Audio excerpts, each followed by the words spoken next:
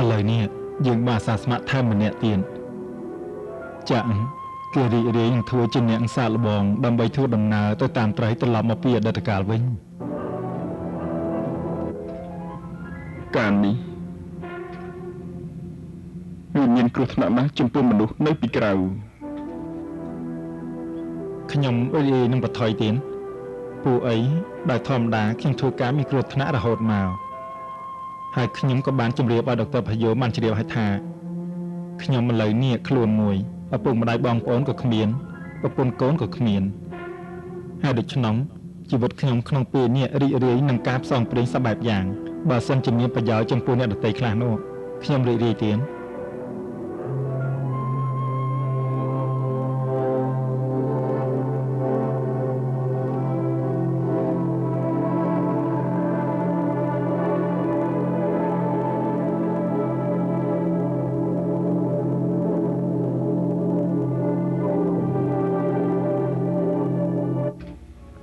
និយាយស្ដីត្រង់ទៅត្រង់មកល្អណាស់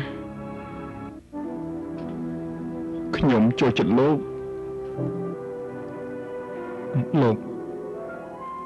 ដុកទ័រផាយ៉ូមបានប្រាប់វិធីឲ្យខ្ញុំយកទៅសាកល្បងហើយប៉ុន្តែខ្ញុំនៅតែចូលមិនដល់ប្រហែលមានតែលោកប៉ុណ្ណោះអាចធ្វើបានតែខ្លួនខ្ញុំផ្ទាល់ក៏ធ្លាប់បួសពីមុនហើយខ្ញុំល្មមដឹងវិធីអង្គុយធ្វើសមាធិនិងវិធីហ្វឹកហ្វឺនចិត្តខ្លះដែរបើសិនជាលោកចង់ណែនាំខ្ញុំមិនខំធ្វើអស់ពីសមត្ថភាពបានលោកគុំសម្លឹងទៅខាងផ្លូវល្អពេកណាឥឡូវនេះយើងមិនដឹងទេថាលោកត្រៃគាត់យ៉ាងម៉េចនៅរស់ឬទេក៏មិនដឹង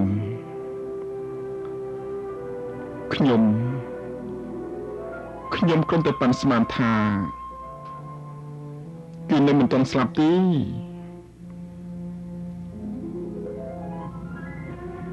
ហើយបើសិនជាលោកធ្វើដូចជាគេនោះតើតើលោកបន្ថយនឹងគ្រោះថ្នាក់ដែលលោកពុំធ្លាប់ដែលមានពីមុនមកឡើយ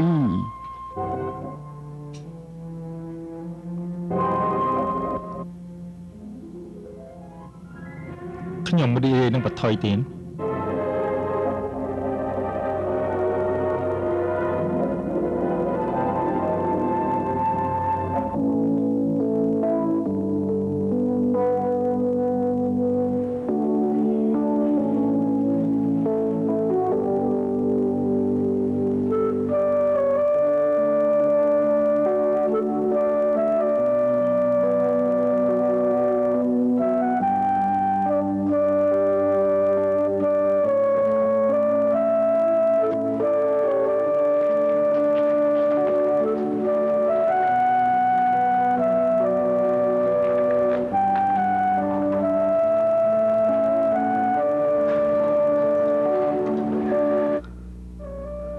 សូម្បីតែខ្ញុំដឹងថា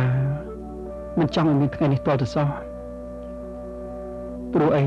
ទៅអនាគត70ឆ្នាំទៀតខ្ញុំនឹងដើរចូលក្នុងបន្ទប់នេះ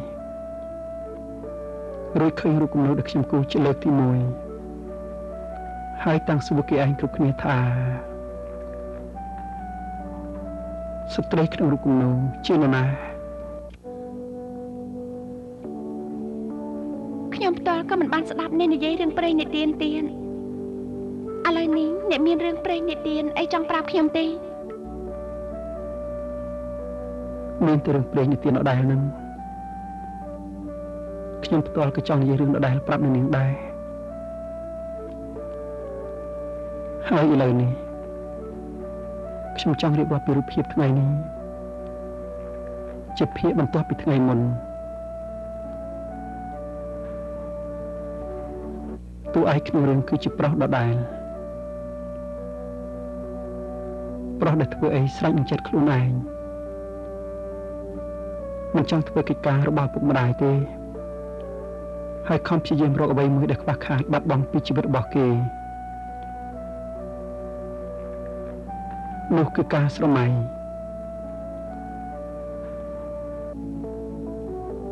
ថ្ងៃមួយ គេស្រមៃថាគេខ្លាចទៅជាអ្នកក្រីក្រគ្មានលុយមួយបាតសោះហើយគេក៏បានទៅជួបជាមួយនឹងតាគេកាលនោះកំឡោះហើយក៏សុំតាគេស្នាក់អាស្រ័យជាមួយជួយធ្វើកិច្ចការយ៉ាងស្វាហាប់រហូតដល់តាមានការទុកចិត្តហើយលោកតាជ្រាបទេថាគេជាចៅបានអត់ដឹងទេកាលនោះលោកតានៅក្មេងមិនទាន់មានប្រពន្ធកូននៅឡើយតែលោកតាជាមនុស្សចិត្តល្អណាស់បានជាទទួលគេប្រៀបដូចជាសាច់ញាតិម្នាក់គេមានមោទនភាពចំពោះខ្លួនគេណាស់បានធ្វើការនោះហើយបានជួយតាទៀតផងតែដែលសំខាន់គេបានជួបស្ត្រីដែលគេសម័យរកគ្រប់ពេលវេលានាងបានជួបគេក្នុងសភាពដែលគេក្រីក្រគេគ្មានអ្វីជាប់នឹងខ្លួនឡើយក្រៅពី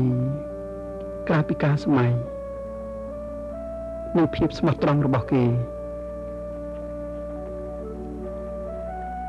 ហើយគេក៏មិនដឹងផងដែរថាពេលណាដែលគេត្រូវភ្ញាក់ហើយទៅកាន់យុគរបស់គេវិញគេត្រូវប្រប្រាស់ពីនារីដែលគេបានជួបរហូតតរៀងទៅ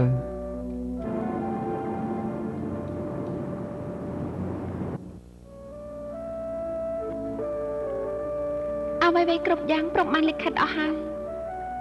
យើងមិនអាចជំនះនៅលិខិតនោះបានទេកាលបើយើងត្រូវបែកគ្នាគឺត្រូវតែបែកគ្នា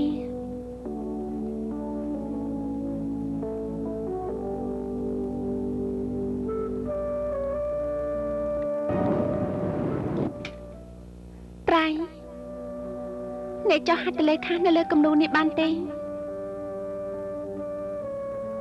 ក្រែងនៅពេលណាខ្ញុំមើលរូបគំនូរនេះខ្ញុំបាននឹករលឹកទៅដល់មិត្តភក្តិដ៏ល្អម្នាក់នឹងមានពេលវេលាដែលខ្ញុំមានសេចក្តីសុខបំផុតរយៈពេលមួយ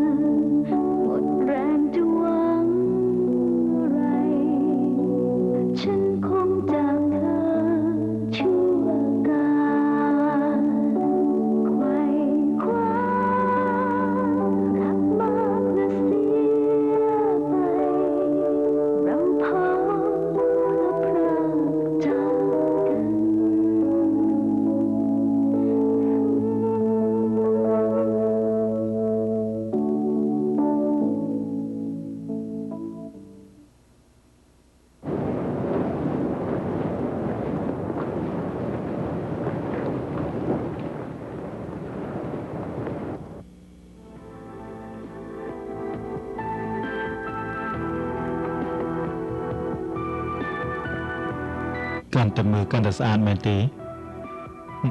បាទទៀនមិនមែនទេទៀនខ្ញុំមិនបានមើលរូបស្ត្រីនោះទេខ្ញុំកំពុងតែមើលសញ្ញេនៅត្រង់ជ្រុងគំនូរនោះតាវាគួរឲ្យចាប់អារម្មណ៍ណាស់ទៅលោកការដែលខ្ញុំតាមដានប្រវត្តិរូបរបស់លោកត្រៃតាមបញ្ជារបស់អ្នកនាងរ៉ានីនោះខ្ញុំបានយកឯកសារជាច្រើនមកមើលនៅមានរបស់មួយដែលខ្ញុំឃើញនោះគឺលោកត្រៃមានសញ្ញេច្រើនសន្តានណាស់ហើយក៏មិនដូចគ្នាដែរលក្ខណៈបែបនេះខ្ញុំអាចស្មានដឹងថាលោកត្រៃជាមនុស្សដែលមានអារម្មណ៍ផ្លាស់ប្ដូរងាយខ្ញុំចាំបានថាមានសញ្ញេម្យ៉ាងទៀតរបស់លោកត្រៃជាភាសាអង់គ្លេសបើមិនសញ្ញេឈ្មោះពេញទេគឺសញ្ញេអក្សរកាត់ថាធីពេជ្រនានាឬក៏